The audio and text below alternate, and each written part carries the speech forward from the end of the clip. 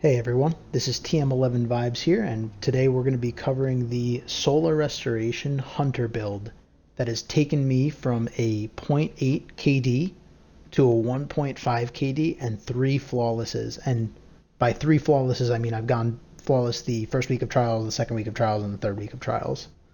This most recent week being on the distant shore at the time of this video. So the main thing I wanted to go over are the stat alignments. Obviously, you can see I do have some wasted stats, but I'll give you the ideal stat distribution, as well as the aspects, abilities, and gear loadout that you'll have. So, as you can see, we're running Gambler's Dodge, because we're going to take advantage of our, in this case, proximity explosive knife. However, you could also use Knife Trick. That's pretty solid, as that adds Scorch to targets. I honestly miss a lot with my Knife Trick, so I prefer the proximity explosive. Mine provides a little bit more pressure on the map for me, the way I like to play. You're going to want to use Strafe Jump because a key element of PvP is mobility.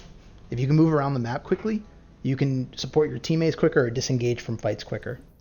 Similarly, you're going to want to run Healing Grenades, which is different than normal damage grenades in that it starts Cure and Restoration. So that'll help you disengage from fights and regain your health before re-engaging.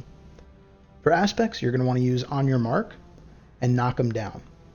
Okay, so obviously with Knock them down, you're going to have Enhanced Solar Super, so that's going to help for your Blade Barrage.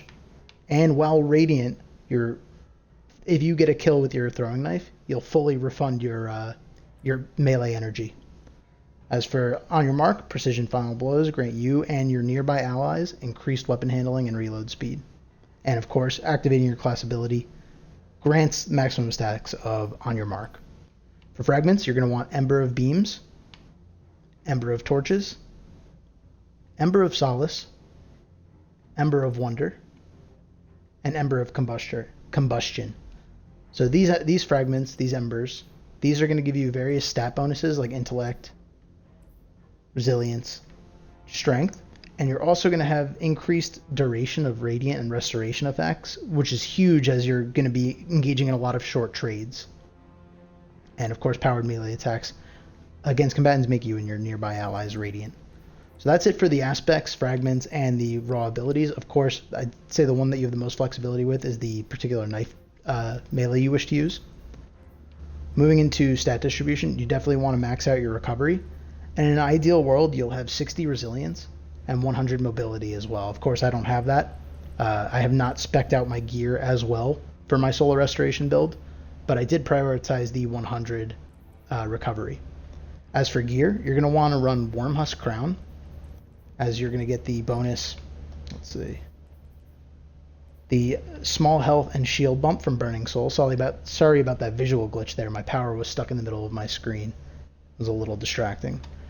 But Wormhusk Crown, from the bonus of dodging giving you a small health and shield bump, coupled with your Solar Restoration, which is amplified by the Artifact mod in the final column in the top right corner, Classy Restoration.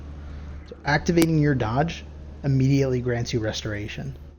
Couple that with Wormhusk Crown, and you have insane survivability and the ability to turn fights that you wouldn't have won originally into victories for you and your team, especially as this build, prior to this build catching on, because eventually I think this is going to be one of the most popular builds, if not already. I mean, this past week on Distant Shore, I've seen way more Solar Hunters than I've seen the first 2 weeks, and I imagine it's going to continue to head in this direction unless Bungie decides to tone down Solar Restoration for whatever reason. As for gear loadout, I play on controller, so I mean, obviously I'm not the highest skilled player. I previous to this season was running a 0.8 KD, and only this season over the past 3 weeks have I managed to build up from I think first week I went 1.05, second week I may have gone somewhere around 1.15, 1.2, and this most recent week I really excelled over 40 games, hitting close to 1.5, like 1.43.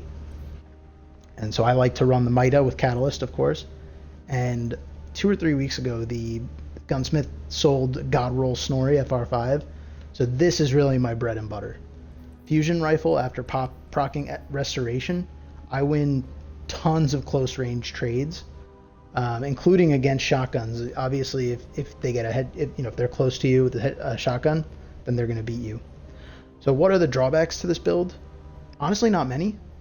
As I come from playing League of Legends, and one thing I've learned about restoration, it's the same exact thing as healing. If you want to beat someone that's able to heal, you need high burst damage. So fusion rifles, sniper rifle headshots, shotgun headshots, that's what you're going to need to take this down. If you're just trying to engage an extended gunfight from range, you're not going to knock these hunters down. So you're going to need to get up close and personal and really burst them, or snipe them from afar if you want to actually take down someone running this build. And I'm speaking from experience, because those are the players that have caused me the most headache while running this build. But any other engagement, if I get hit by a hand cannon shot or two, I just dodge, I just throw my solar nade, and I re-engage, and I oftentimes win the trade. And as I've said, it's boosted my KD significantly. Of course, if you have any issues with this build, I'm not saying that this is the best way to make this build, but I do believe that taking advantage of the Season 17 seasonal mod Classy Restoration and the Solar 3.0 subclass for Hunter altogether, I think that this is arguably one of the strongest builds that you're going to see in Trials of Osiris and PvP in general for Season 17, prior to any nerfs. If you have anything different, any other items that you think might be better, stronger, weaker, Team 11 vibes, you're nuts, this is no one's going to use this, then let me know in the comments. And I really appreciate you guys watching. Thank you.